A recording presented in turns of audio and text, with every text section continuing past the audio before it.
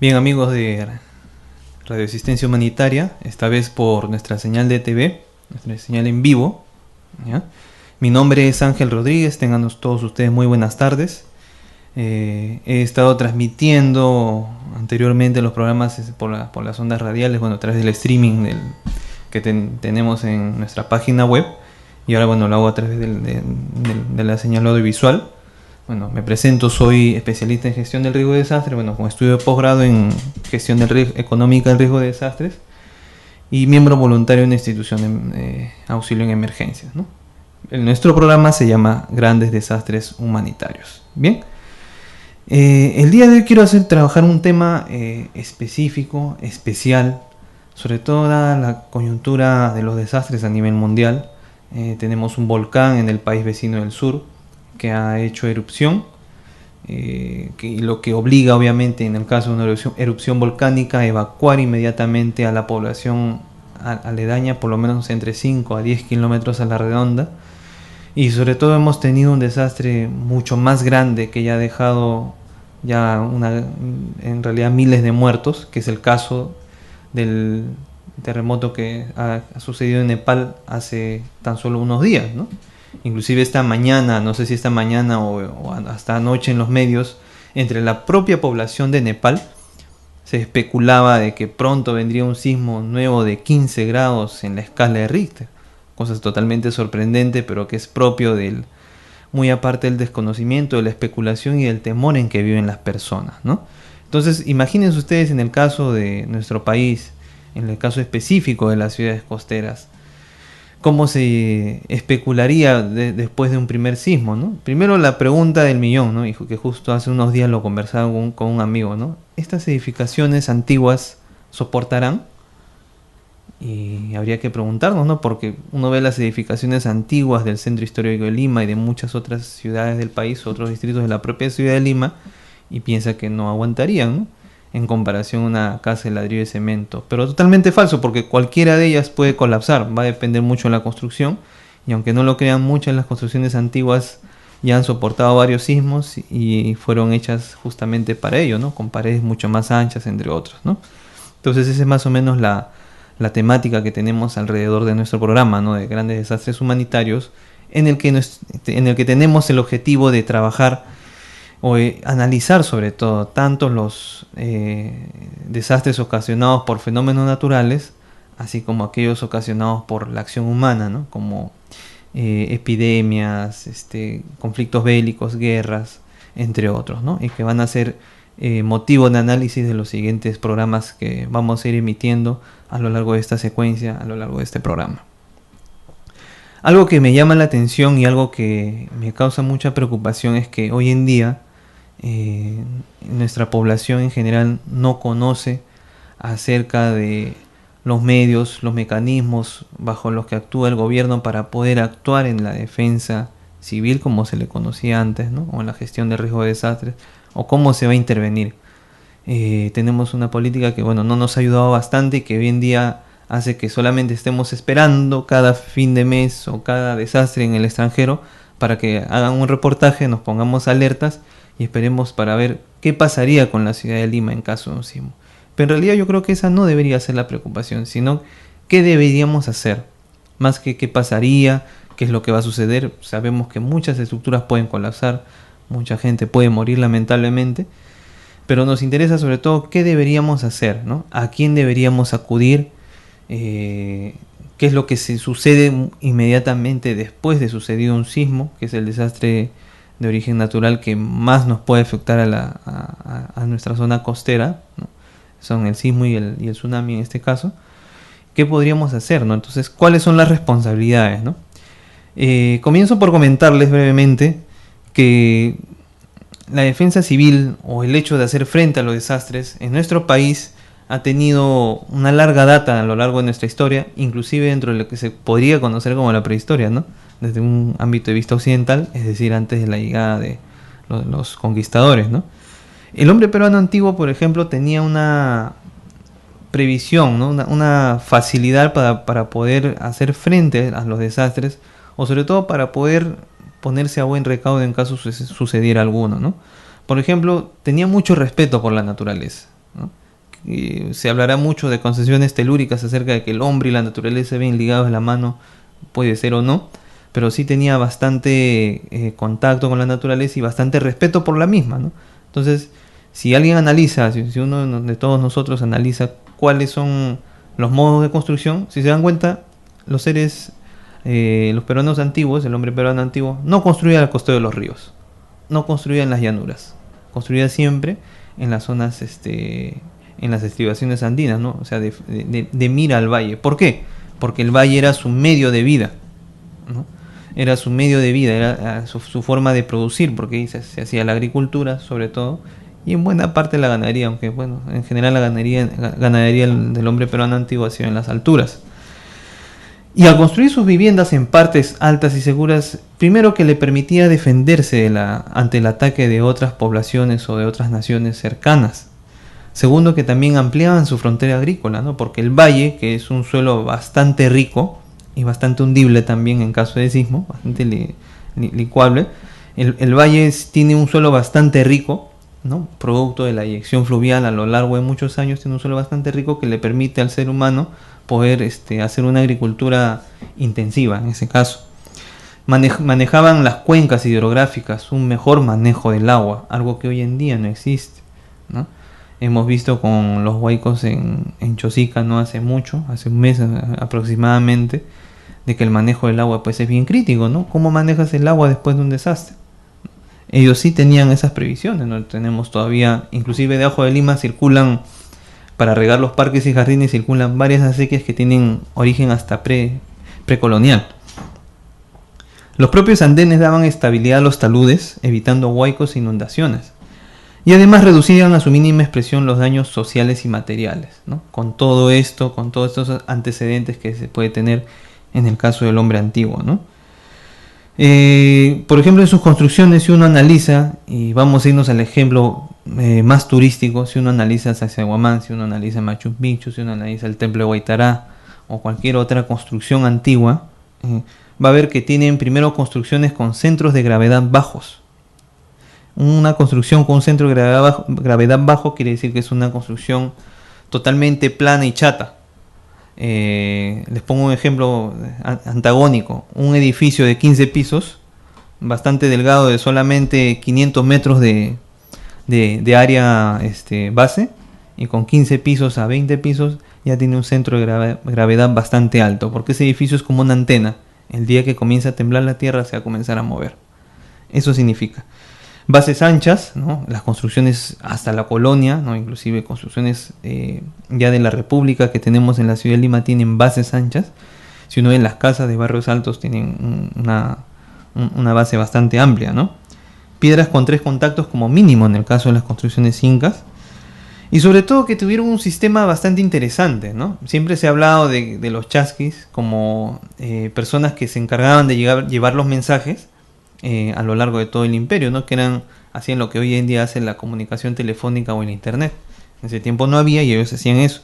Pero no quiere decir que un chasqui se iba a correr desde el Cusco hasta la costa de Arequipa, sino que ellos hacían relevos con el mensaje en este caso, y los relevos justamente los solían hacer en las colcas de Rasqui o colcas Rasqui, que eran almacenes a lo largo del territorio en los cuales se almacenaba granos para tiempos de sequía, granos y algunos alimentos secos, ¿no?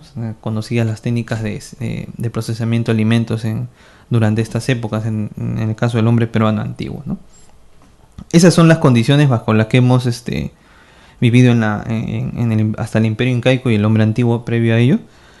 Luego en la colonia, los españoles ya a través de las crónicas cuentan que han habido grandes temblores de los cuales quedan todavía registro. El evento histórico destructivo más grande que se recuerda desde que la historia se considera a través de la escritura, o sea desde 1532, y el más grande que se recuerda sucedió el 28 de octubre de 1746, ¿ya? Que destruyó buena parte del Callao, solamente dejó un 25% de población viva de la existente en el Callao, y destruyó buena parte de la ciudad colonial de Lima, ¿no? La ciudad de los Reyes. Y esos son los antecedentes que tenemos, ¿no? Inclusive la iglesia de las Nazarenas y el Señor de los Milagros también tienen mucho que ver con ello, ¿no? Porque fue un muro que no se cayó y que fue el Cristo de Pachacamilla, ¿no?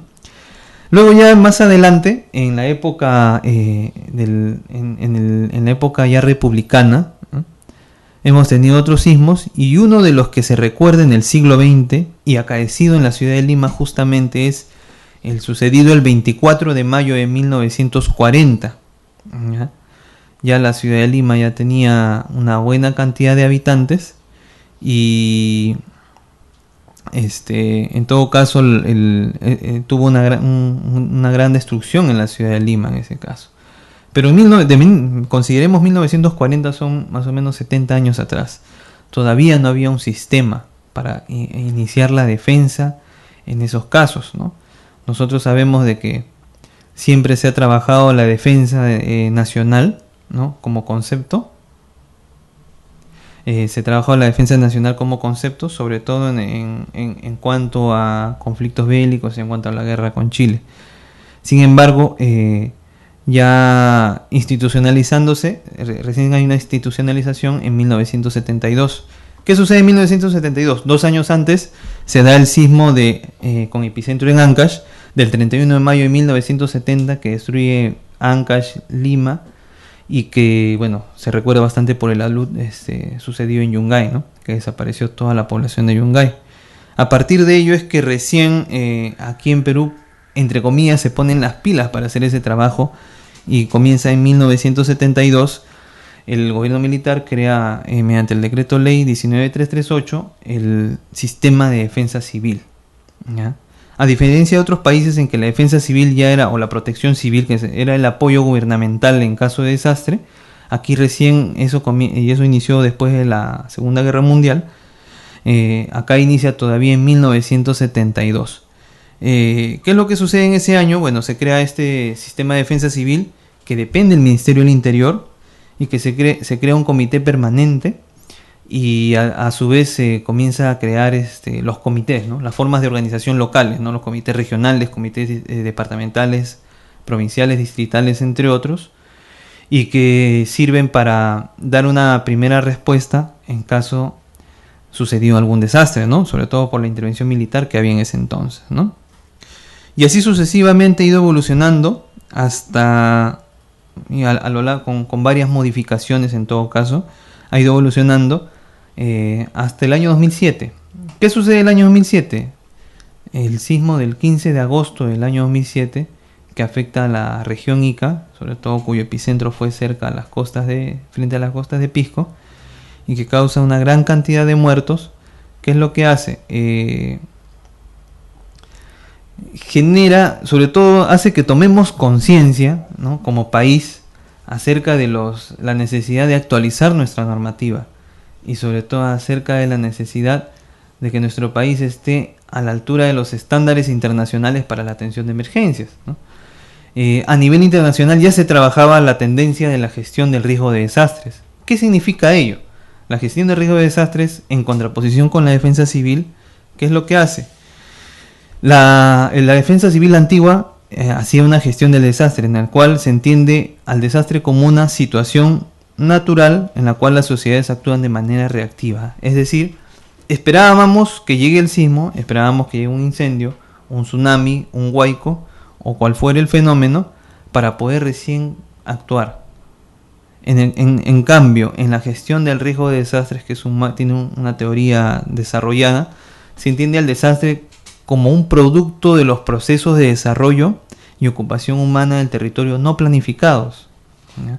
Por ello es que ya también se comienza a dejar de utilizar el término, que es erróneo, de desastre natural, porque un desastre no puede ser natural, en realidad es ocasionado por un fenómeno natural o inducido por la acción humana, ¿no? Entonces, es posible actuar para la gestión del riesgo de desastres, es posible actuar antes del desastre con la planificación del desarrollo, y ello tiene una serie de procesos que vamos a ir explicando en los siguientes programas. Y aquí en nuestro país, ¿cuándo se adopta esto? Después del año 2007 se comienza a incorporar, ya se están incorporando algunos conceptos, pero se comienza a incorporar ya de una forma más amplia en cuanto a procesos. ¿Hasta cuándo? Hasta el año 2011, en que se promulga la ley número 29664, que es la ley que crea el Sistema Nacional de Gestión del Riesgo de Desastre. Esta ley, a su vez, deja o hace que se derogue la antigua ley del Sistema Nacional de Defensa Civil, y esta ley se supone que es más completa, ¿no? Para ello crea, dentro de su creación, bueno, sobre todo tiene algunos principios muy interesantes, ¿no? Por ejemplo, los principios que es un sistema interinstitucional, el SINAGER, Sistema Nacional de Gestión de Riesgo de Desastres, es un sistema interinstitucional porque abarca varias instituciones. Transversal porque abarca varios niveles de gobierno.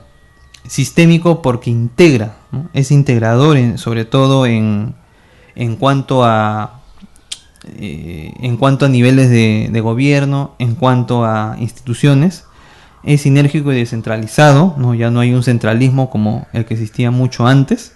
Integrador con otras políticas, por ejemplo, se incorpora dentro de la defensa nacional, ¿no? Se integra también con los planes nacionales elaborados en este caso por el CEPLAN, y además es participativo, que es el punto más importante, porque la población es un ente activo dentro del SINAGER. Ya no es solamente aquellas personas que esperaban que llegue la ayuda con las manos abiertas, sino que también tienen participación, y en realidad todos como ciudadanos, todos como población, tenemos una participación muy importante dentro de este sistema. A su vez, el SINAGER, y creo que eso ya lo vamos a traer en algunas diapositivas más adelante para que se pueda entender. El SINAGER ahora está encabezado ya no por INDECI, que es la institución que es ampliamente conocida y que se confunde muchas veces. Está descentralizado y ahora está encabezado por la presidencia del Consejo de Ministros. ¿Qué significa ello? Que se le ha querido dar un nivel un poco más alto, un poco con una toma de decisiones más amplias. La PCM obviamente no quiere decir que el primer ministro es quien dirige o está supervisando continuamente estas acciones, sino que para ello, bueno, tiene una secretaría que es como un viceministerio, que es la Secretaría de Gestión del Riesgo de Desastres, ¿no? La presidencia del Consejo de Ministros es el ente rector de este sistema. Y ustedes se preguntarán, ¿y dónde entran las demás instituciones? Muy bien. Es un ente rector y tiene dos entidades que asesoran los procesos. Una de ellas se llama Instituto Nacional de Defensa Civil, que ya existe hace muchos años y que va a asesorar los procesos de la gestión reactiva, ¿no? Y el CENEPRED, el Centro Nacional de Estimación, Prevención y Reducción del Riesgo de Desastres, que es una institución que ha creado esta ley y que va a asesorar los procesos de gestión prospectiva y correctiva. Dirán, ¿qué significa asesorar? Quiere decir que no los va a ejecutar directamente. Una descolmatación de un río, del cauce de un río, por poner un ejemplo, el cauce del río Lurín, no es responsabilidad o no es competencia directa, ¿ya? No es una competencia directa del Estado, en este caso del gobierno nacional, a través de INDECI o a través de CENEPRED, sino que en realidad es una competencia todavía a nivel local, de gobierno local, ¿no? Entonces esa es más o menos la idea. Pero ¿qué es lo que hacen estos entes asesores? Le dicen cómo hacerlo. Son los que le dan un lineamiento único para que el lenguaje sea uno solo a nivel nacional, ¿no? Para que, por ejemplo, lo que se puede decir en cuanto a normas o en cuanto a capacitación o en cuanto a inspecciones de seguridad en edificaciones, para que sea lo mismo en el caso de una inspección llevada a cabo en Loreto como que una en Moquegua, por citar casos así o ejemplos específicos de regiones que están alejadas entre sí, ¿no? A su vez, hay una parte medular dentro de este sistema, y la parte medular la conforman los gobiernos regionales y los gobiernos locales, ¿ya? Los gobiernos regionales y los gobiernos locales. ¿Qué significa ello?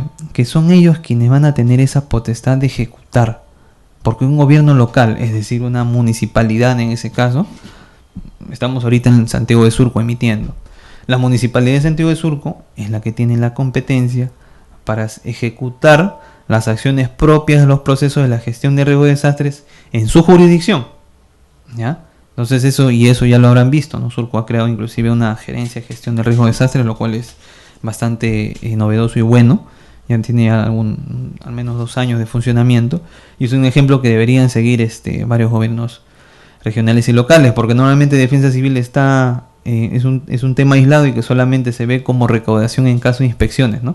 Pero es un tema mucho más amplio, ¿no? Que interesa solamente, lamentablemente, cuando vemos que un país vecino o un país del mundo ha sido afectado, pero después a nosotros no nos llama la atención. A los medios le llama la atención solamente cuando cuando sucede algo, pero sería bueno de que en realidad participen también, porque es un rol dentro de este sistema, participen como sociedad civil en la emisión de programas o en la emisión de información en todo caso, para que no salgamos afectados. Los gobiernos regionales y los gobiernos locales conforman grupos de trabajo y plataformas de defensa civil. Es algo que lo vamos a ver más adelante, ¿ya?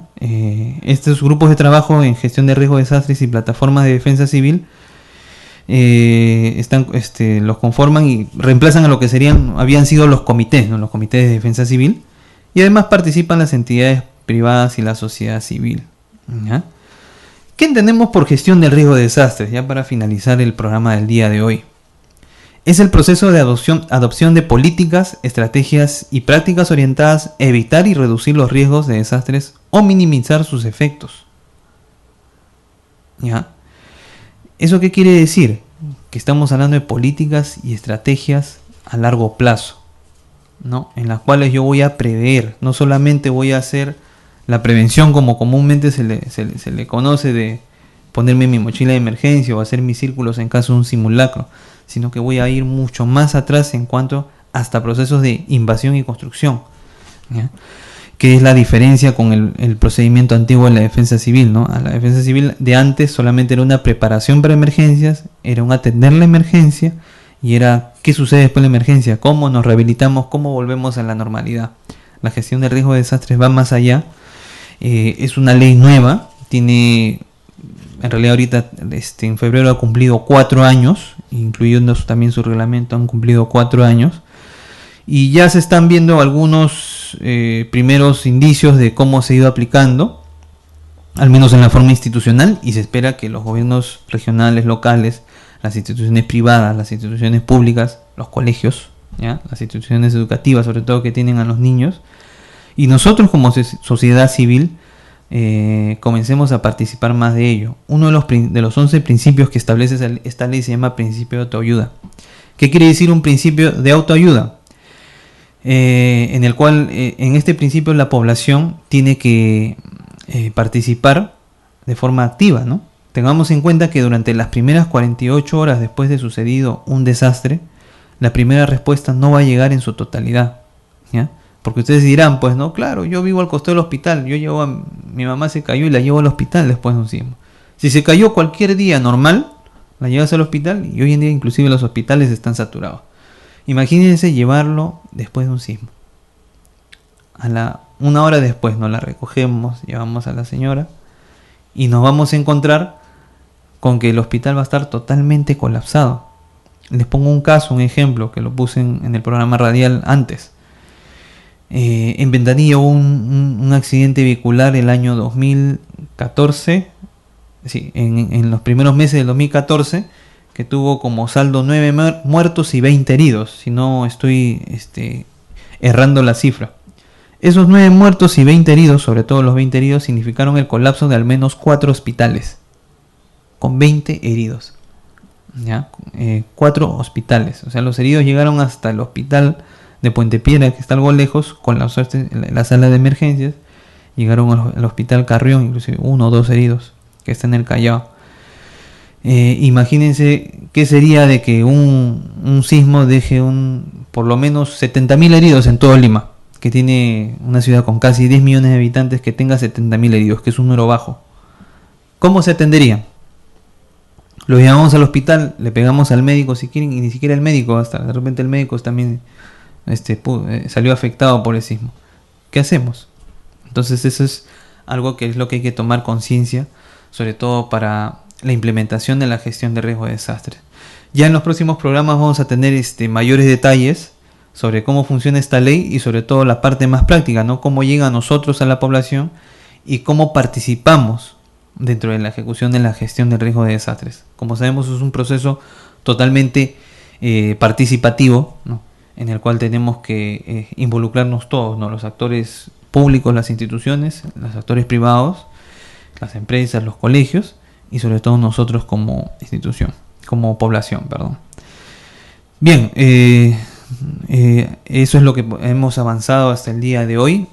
Sé que ha sido de provecho y sé que de repente va a dejar algunas dudas que vamos a ir absolviendo, como les comento más adelante en las siguientes emisiones, ¿no?